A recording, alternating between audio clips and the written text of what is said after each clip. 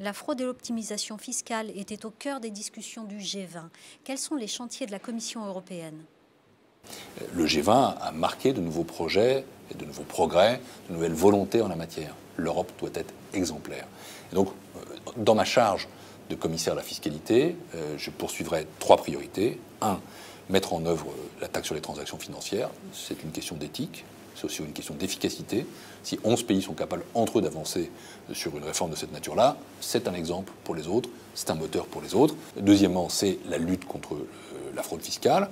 Et ça passe notamment par ce que m'a demandé le président Jean-Claude Juncker, une directive que je souhaite rapide, forte, ambitieuse, sur l'échange automatique d'informations. La troisième priorité, c'est l'harmonisation fiscale, notamment en matière de base de la fiscalité de l'impôt sur les sociétés. Je souhaite que l'harmonisation fiscale progresse de manière décisive dans les 5 années qui viennent. Pourquoi ?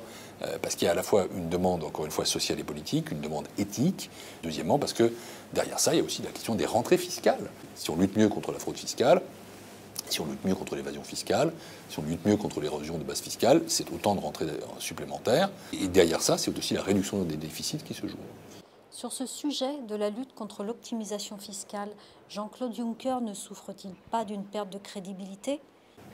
C'est un homme qui a été Premier ministre du Luxembourg et il accepte cette responsabilité.